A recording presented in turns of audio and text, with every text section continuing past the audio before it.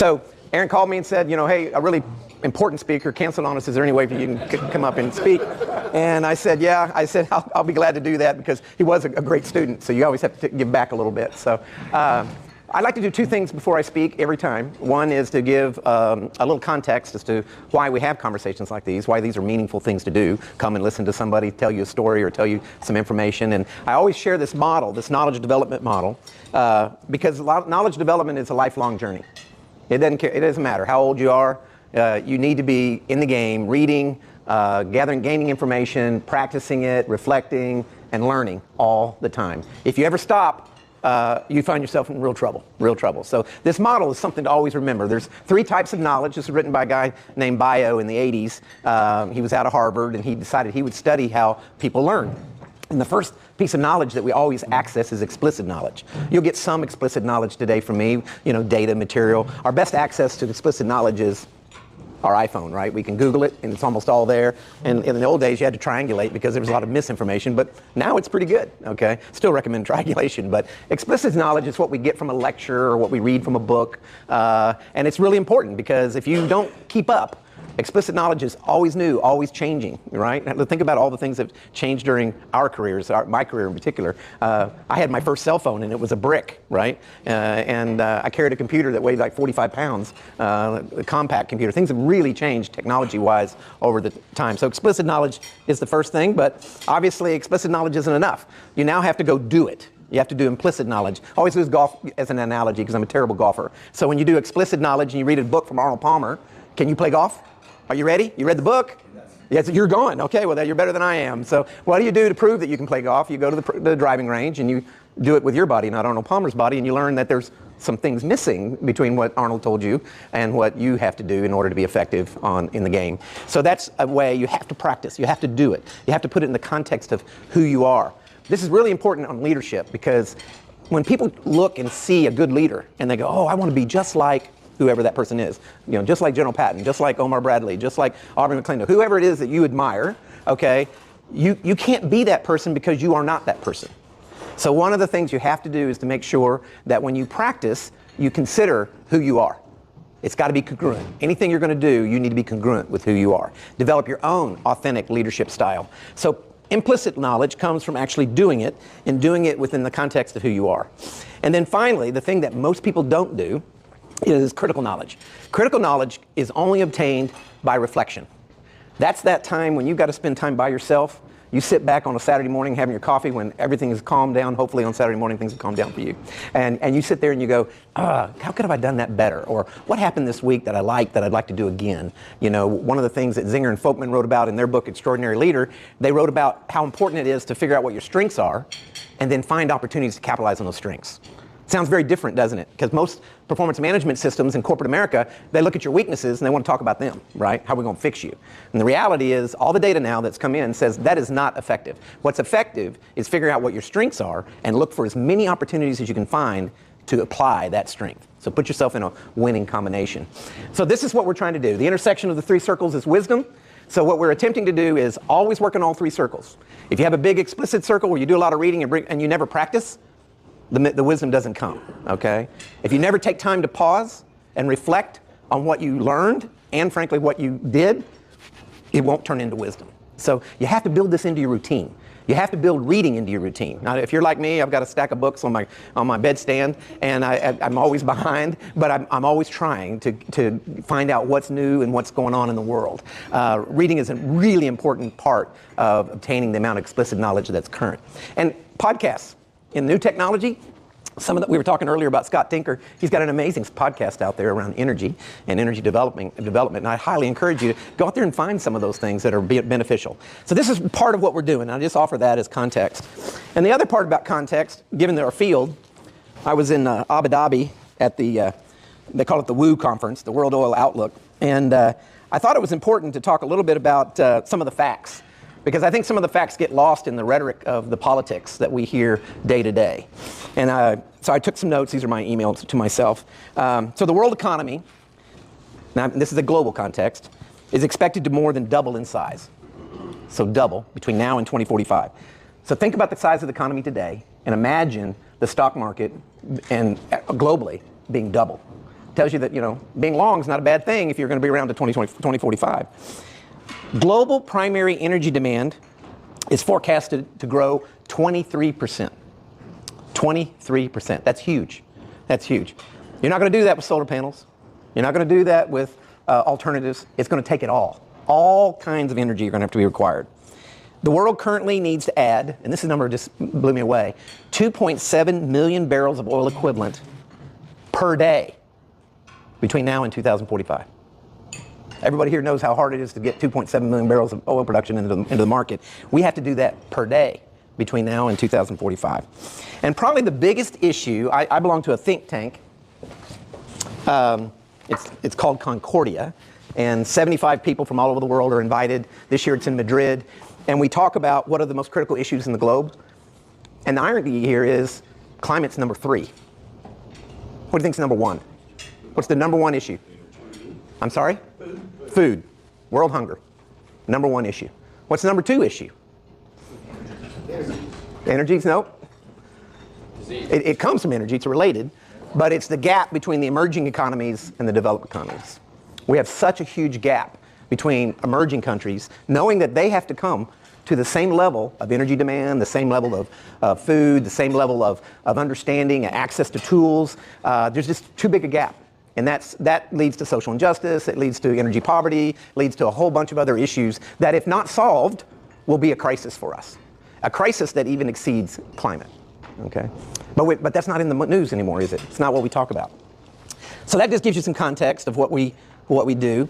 So when Aaron and I chatted, we said, well, gosh, you've given me all but 24-hour notice. No, he gave me a week. What do you think this audience would want to hear about? And he told me a little bit about you and the different roles you play. And I thought maybe you guys might be interested in not my role as a professor or my role as a CEO of Access Midstream, but what's going on in the boardroom. So I'm on the board of Marathon Petroleum Company. I'm also on the board of MPLX, a midstream pipeline company. I've been senior advisors to Apollo, so I have all these little vantage points. I'm an NACD business fellow, so I teach the North American company directors, about ESG and about climate and what things need to be done.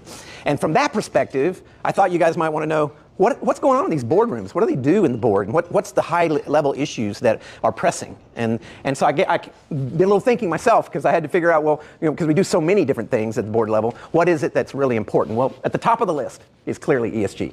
Okay.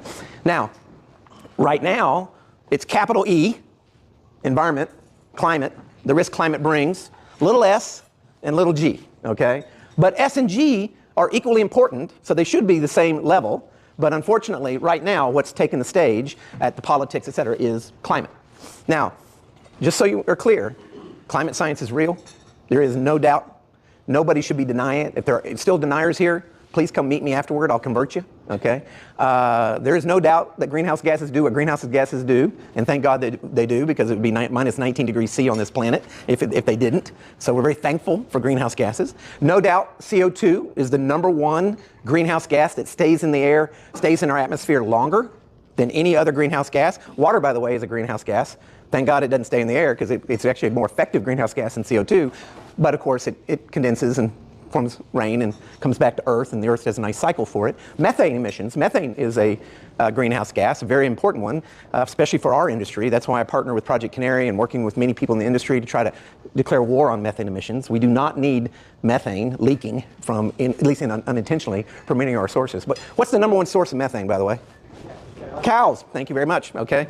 Now, believe it or not, we're doing some good work there. It's the equivalent of Beano, okay? We're giving all these cows things, foods and stuff, where they don't have gas problems as much as they used to have. It's funny how we have to deal with some of the science, but methane is obviously clear. The third fact about climate science is the CO2 increase that we're seeing in the atmosphere, which is exponential, now 420 parts per million, is anthropogenic. It's caused by the burning of fossil fuels. For the longest time, people said, oh, no, that's from volcanoes, whatever. But we use carbon dating technology. We actually pulled the isotopes from the carbon, and we can tell you exactly where it's coming from. Okay, so it is not anything but the growing energy demand and the fact the tailpipes of each and every one of our cars. Okay, that's what's escalating the CO2. And it is unsustainable. We cannot continue. We cannot allow all these emerging economies to develop the way we've developed. We can't. It's too much CO2. It will result in much higher temperature increases. And yes, global warming is a consequence of increasing greenhouse gases.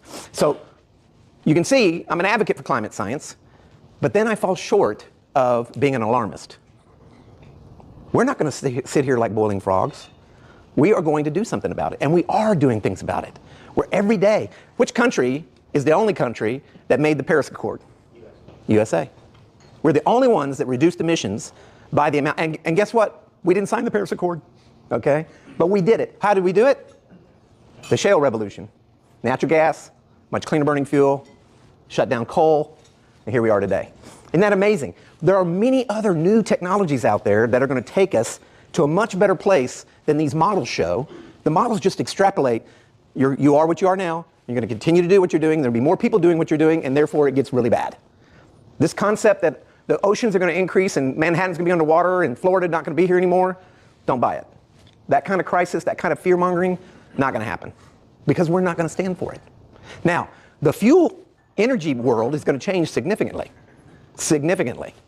I personally believe the number one growing fuel energy source is going to be fusion. Fusion energy, not fission, fusion. I'm glad to talk to you about it in more detail. I advised one of the companies in National Livermore Labs. There's been huge breakthroughs. You know, no nuclear waste. You know, tons of energy. You're basically replicating the sun here on Earth. Okay. Now, are we ready to deploy it? No. But is it there for the future at a zero carbon solution? Yes. It'll be there for us. So there's lots going on.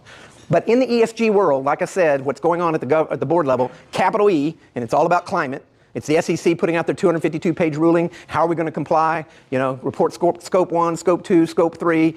Where's the accountability? You know, the oil and gas industry are, you know, gangsters. You know, we're being mislabeled again. It seems like it always turns around to be our fault. In the reality, they forget about, you know, the moral argument and the fact that without energy, the economies would not be what they are today. Okay, and so it's really important for people to recognize that this is going to flow back. There's going to be movement in this place. I'm an advocate of electric vehicles, okay?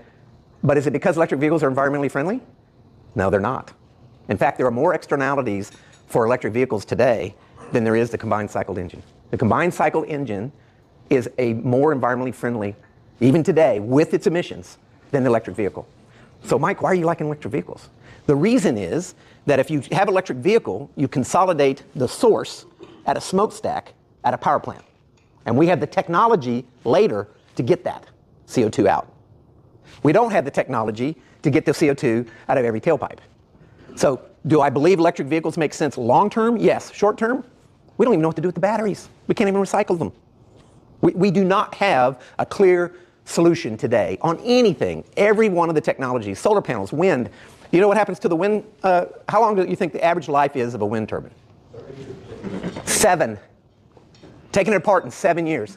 What do you think that wind, that big fin is worth? How long do you think that fin lasts in a landfill? Forever. Forever. And that's where it's going to go. That's an externality, right? Now, hopefully we'll start seeing people make fences out of it or doing something really cool with them. You know, I don't know what we'll see. You'll start seeing everything looks like a windmill, you know, and that'll be good. But ESG is what's probably the number one issue that's in the boardroom today, and we're talking mostly about climate and how we're going to comply with investor expectations, et cetera. The second issue, which is fairly recent, 12 months old, is inflation. It doesn't matter what industry you're in.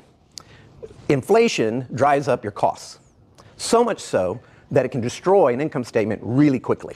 And as a result, it'll destroy a balance sheet as well.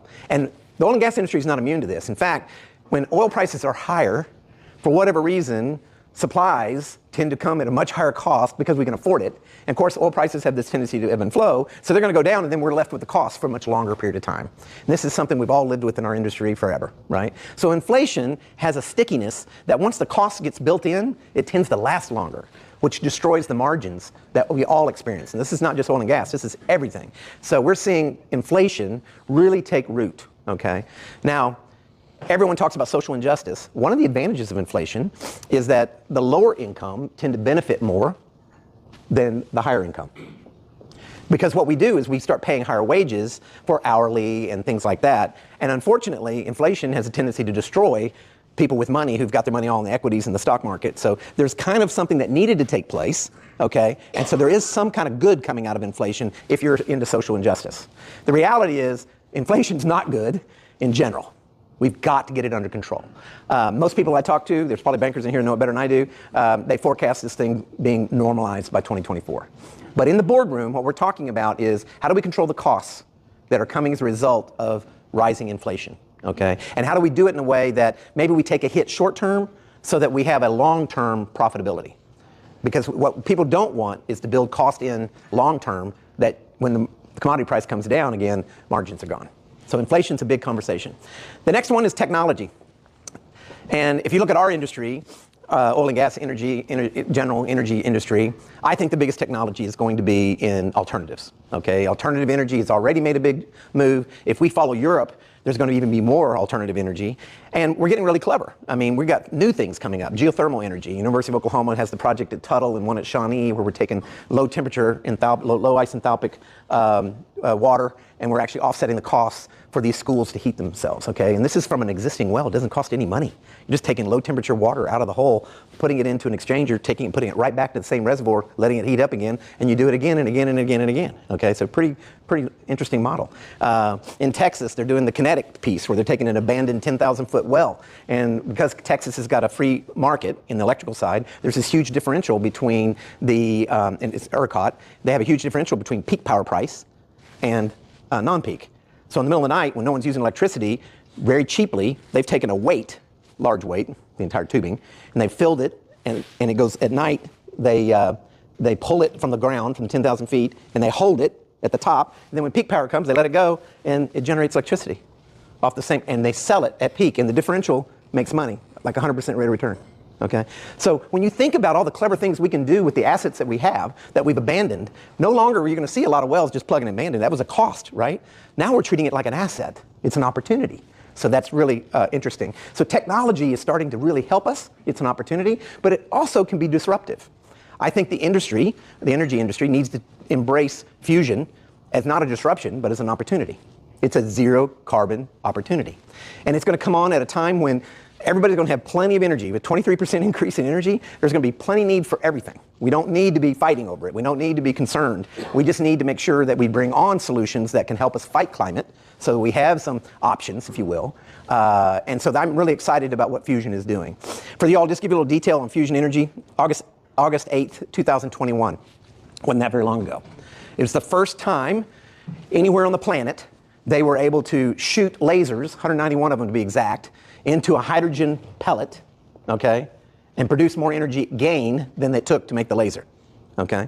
All prior to that, fusion energy was more of a experiment, okay?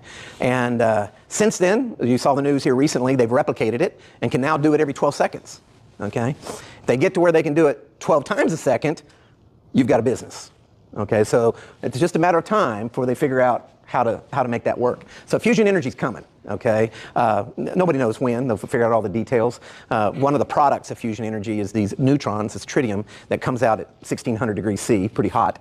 And we have a material science problem. For those of you who are chemical engineers that want to figure out, 1600 degree neutrons, when they hit something, tear the crap out of something. So you got to figure out what the blanket's going to look like. We usually use lithium, but to absorb that heat. I actually went to Livermore for one of the shots, and when I saw the blanket, and I said, whoa, what happened to that? And they go, that's what neutrons do, okay? So we have some work to do on material science as well. But the good news is, that's come a long way too. Technology on material science has come a long way. We have things that can probably withstand that kind of abuse. So be aware of technology distributions. Capital markets. This one's been really interesting to me because as being on a board, I've had to deal with activists. I've had to deal with people who say, you're in the dirty energy industry. You guys need to get out, just stand down. We're going to invest all of our money in green new alternatives. And that went on for about a year. So the capital markets left us. We couldn't get funded. We couldn't get decent equity contributions. I don't care if it was venture capital, private equity. They left us for almost 18 months. And then someone said, we're not making any money. We're not making any returns, okay? And then all of a sudden, the dialogue started changing again, and we started to be back in favor. And so that period of 18 months appears to have gone away, but not all of the capital E concerns have gone away. Now it's more balanced. It's like we want to do these things, but we want to do it in a more environmentally sustainable fashion, which none of us in our industry disagree with that. We would all love to do that, okay? But now, instead of the capital markets leaving us entirely, we now have access to capital again, okay? So we can actually have healthy balance sheets with debt and because there was a while there for a while you couldn't get a blue bond or a debt that to borrow money to do an oil well. Are you kidding me? And then the last thing, which was kind of introduced to us over COVID, but all it did, COVID just unwrapped some problems that we already had, okay? We had a lot of cost efficiency built into our supply chains. But what happened is it was single point.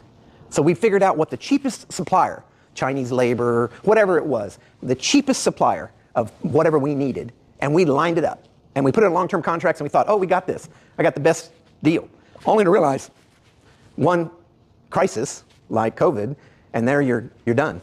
You're too vulnerable. So now the logic in the boardroom is you need to have 3 or 4 suppliers. And maybe cost is not the only metric we need to focus on. Maybe reliability is of equal value, okay? Well, in comes the American workforce. In comes, where do you get more reliable? You get more reliable where the geopolitical risk is the lowest. And so the US has made a big comeback as a result of the supply chain uncertainties that were created as a result of the pandemic.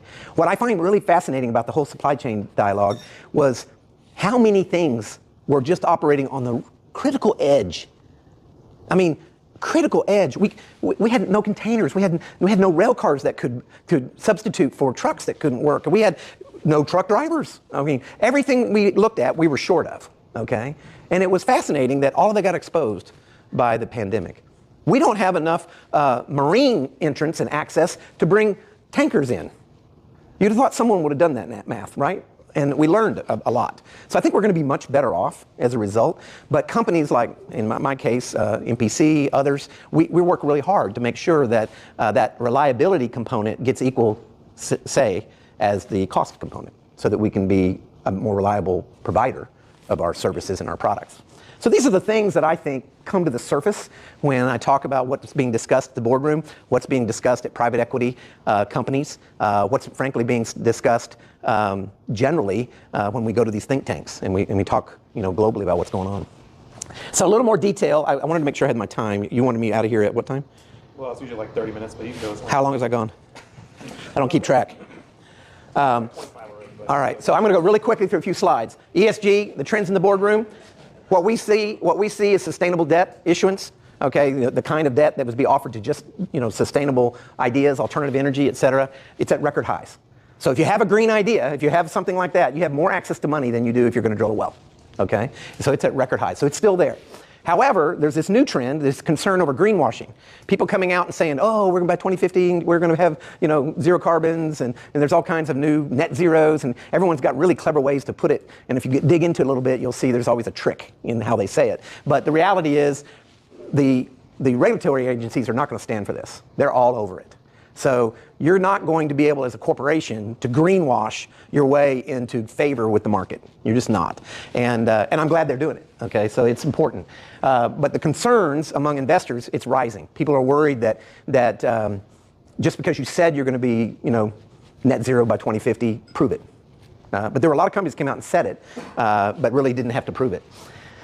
So aggressive sustainability goals are being looked at with a lot more scrutiny than they used to.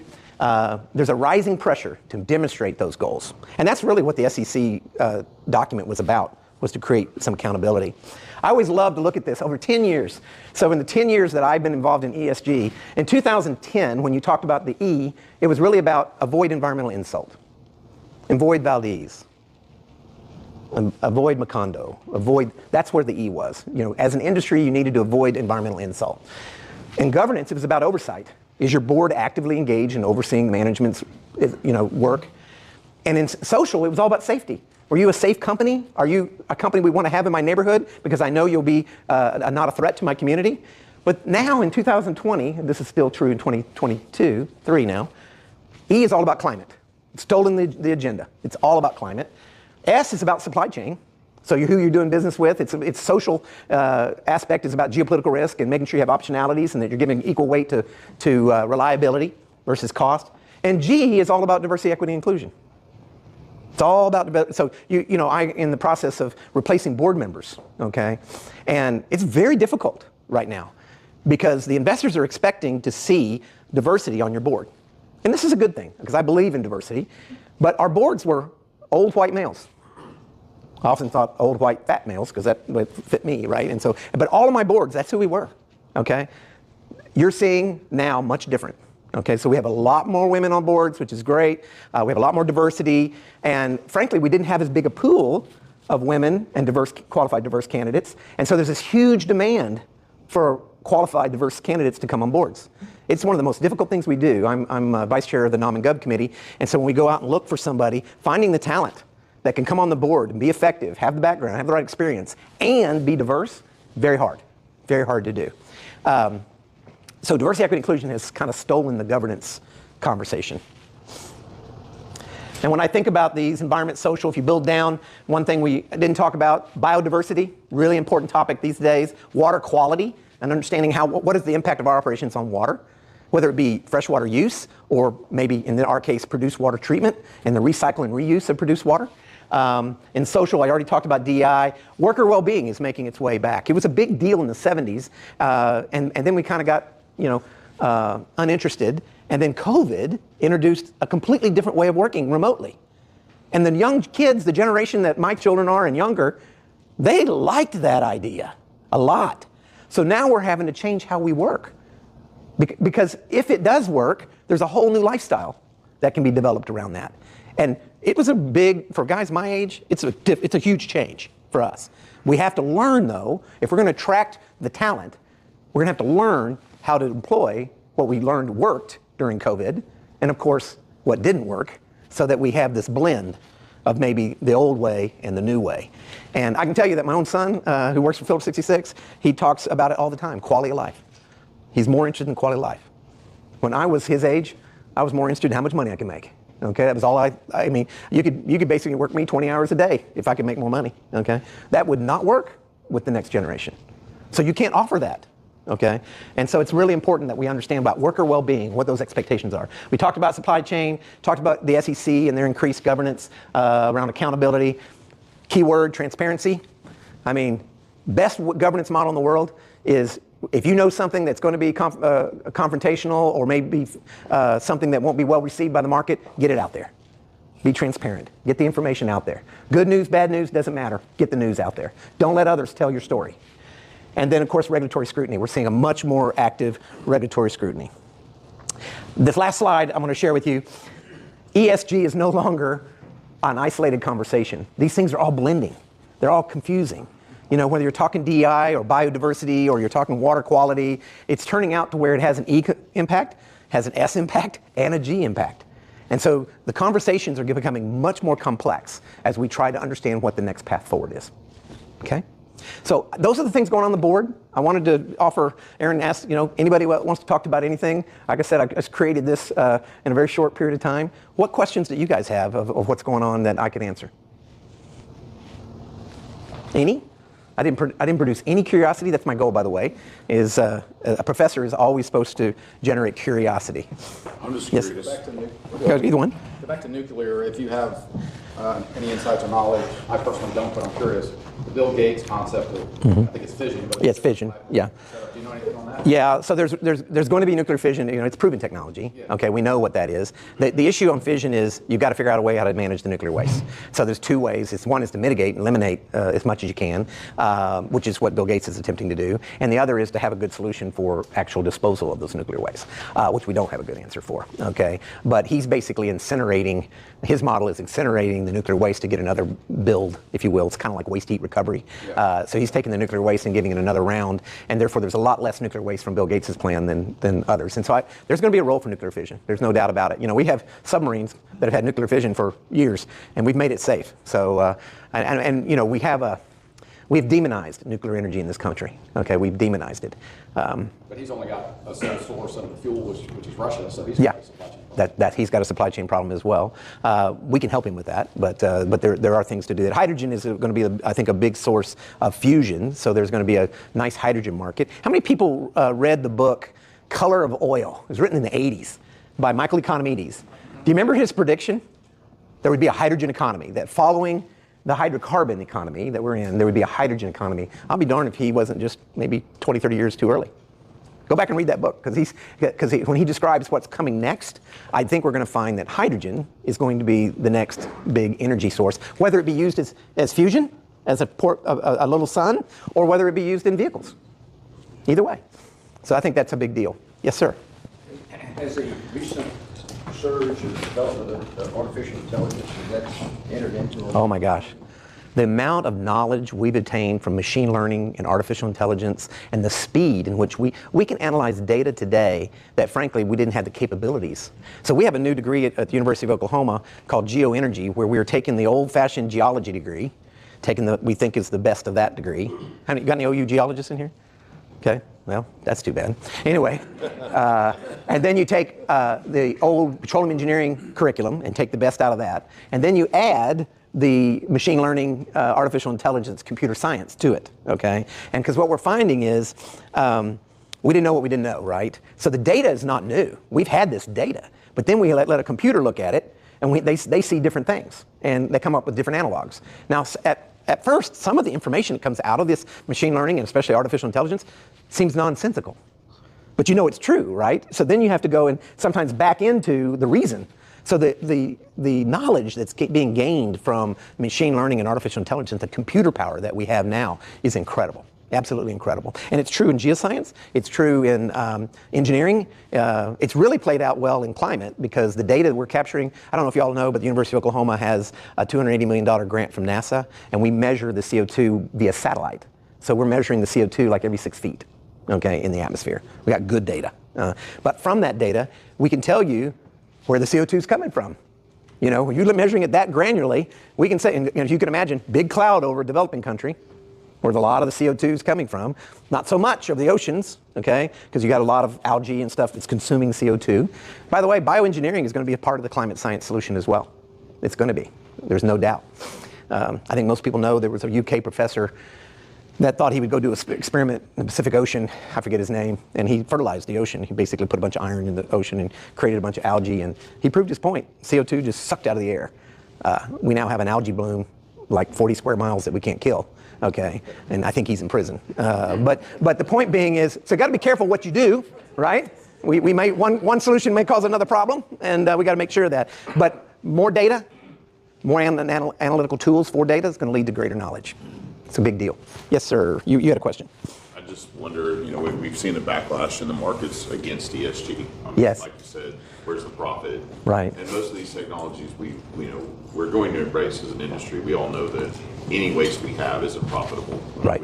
Right. Any waste we see obviously can be turned from environmental waste to profit waste. So right. Most of these technologies are 50 years from the R&D that we need and the proven use of. So, I mean, a lot of this stuff we don't feel applicable to most of our companies here. Right. I mean, yes, the big corporations that can put a team of ESG, people together and say, hey, what can we do as a big company? But for small operators, for service companies, a lot of this is like it's hard. Beautiful, it's pie in the sky, but yeah. I have to turn a profit. I don't have time for ESG.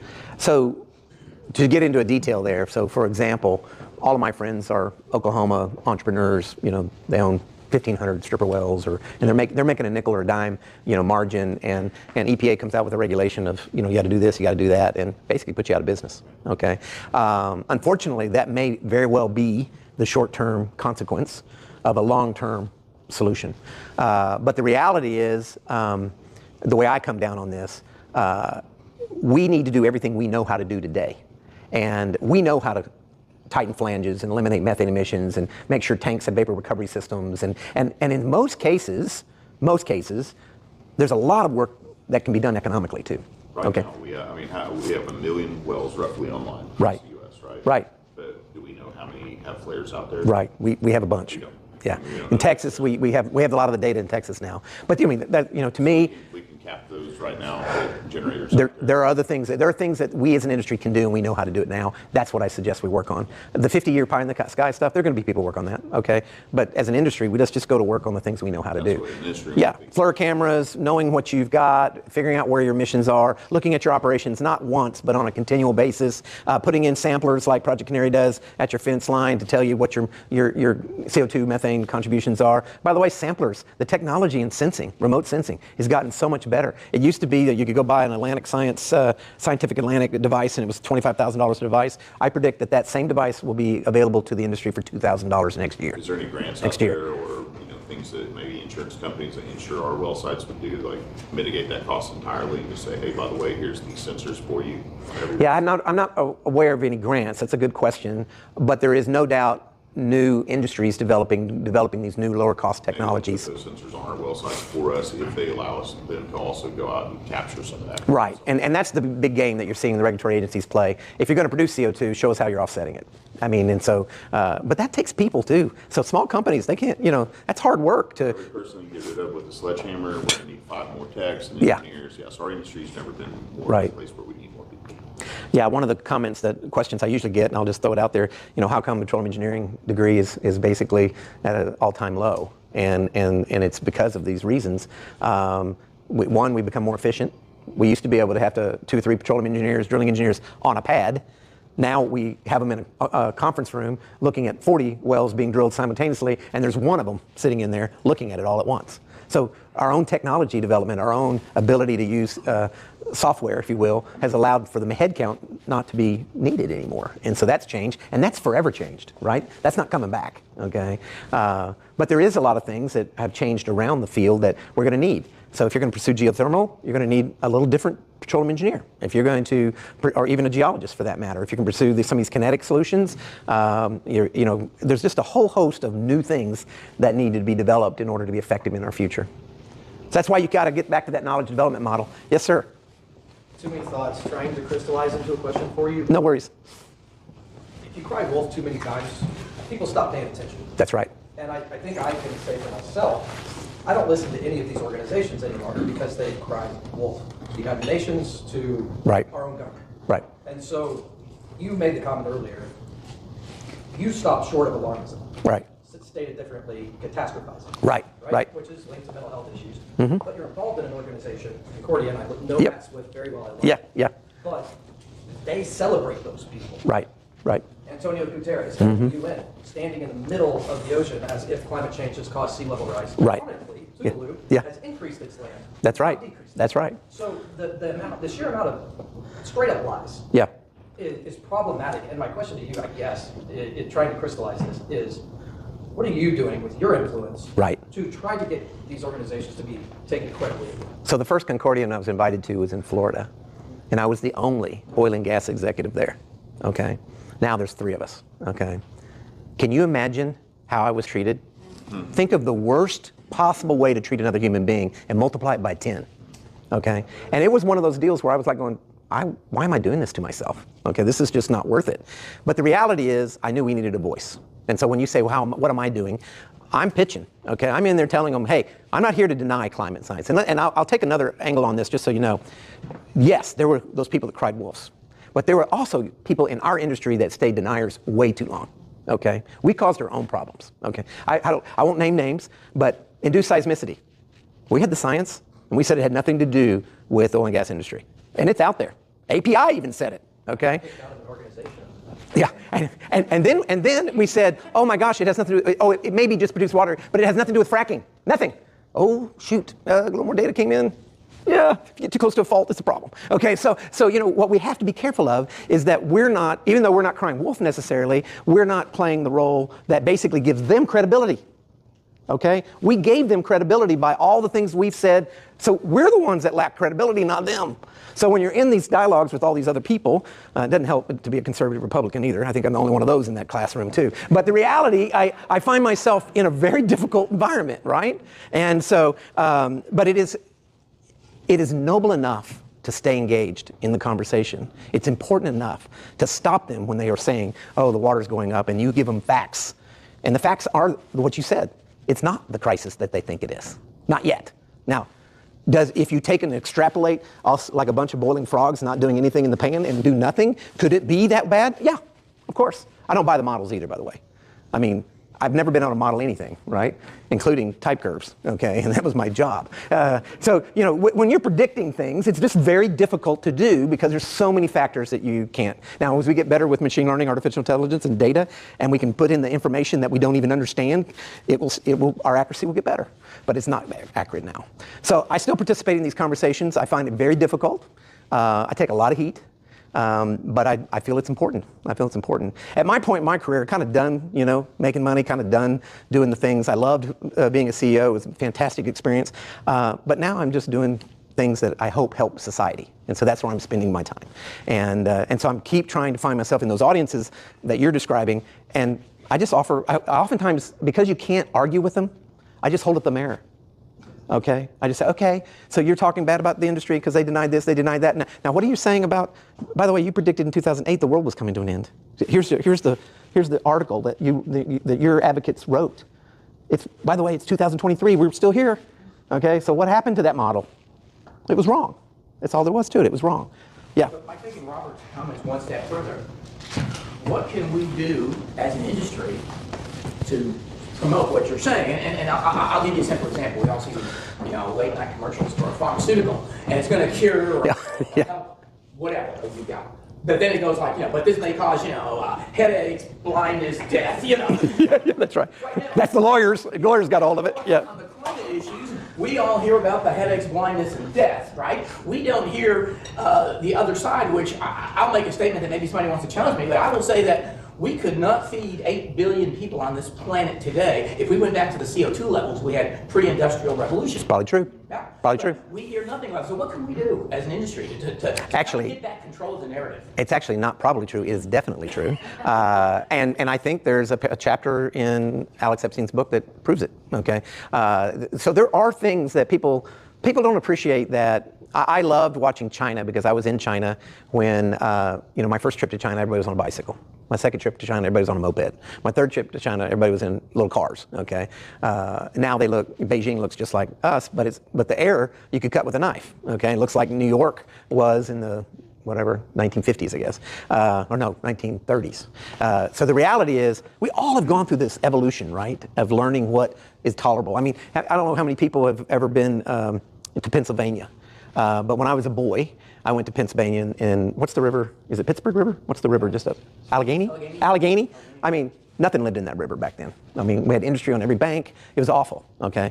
Now we have marine life. It's beautiful. It's pristine. In fact, I read this week in Financial Times that the Thames River, for the first time, got marine life in it, okay, in London. I mean, we have to think about ourselves. You know, we have polluted our own planet, okay? And our industry does not have the best reputation. Just go back and reread the prize, okay? If you want to think that everybody in our industry was just the straight up kind of guys that, you know, you really want to be a part of, that prize will shock you, okay? I actually make the kids at OU read the prize because I want them to know where some of this is coming from. They're joining an industry that is seen in a very negative way, some of which is earned. Some of which our predecessors earned it. But forget about all the past. What do we do now? What do we do now is no more Macondos. Okay? No more environmental insults. Don't be sloppy with your methane emissions. Let's get rid of flared wells. We don't need to be flaring gas right now. Let's find another way. Let's find another way. It may require team player. It may require businesses going out of business. I don't know. Stripper mills may be done. I know it's been a great business for a lot of my friends, but it may be hard to keep this up because if the regulatory hurdle gets set where I think EPA is talking about setting it now, I don't see how my friends stay in business. It's going to be really hard. Okay. Now that doesn't mean we can't find a way to cleverly get around it and technology do better, but we need to be war on methane emissions is my answer to your question. What can we do as an industry? War on methane emissions. Okay. Where were you when you saw the destroyed blanket? Easy question. Where was I? Where were you? I was in the National Livermore Labs in California. Yeah, I happened to be there by accident the day they did a shot, and that they later came back and said that it was the 3-to-1 increase in energy. It was just lucky. I took a couple of CEOs out there to show them what the new technology looks like, and got a nice tour. By the way, if you ever get the opportunity to get a tour, it's kind of hard to do, but it's a multi-billion-dollar national ignition facility where they use lasers, and they've fine-tuned the lasers using customized crystals to where they get the bandwidth of the laser so down so low and they hit these hydrogen pellets so hard simultaneously, that's the breakthrough. That's producing the energy. And by the way, if you don't know this, that was not where we thought fusion energy was going to come from. We thought fusion energy was going to come from magnets. We were going to magnetically hold the target in place. That technology is proven to be, that's what they're doing in Europe. That's proven to not be the lead right now. Anyway, thank you. Appreciate it. Thank you, Mike.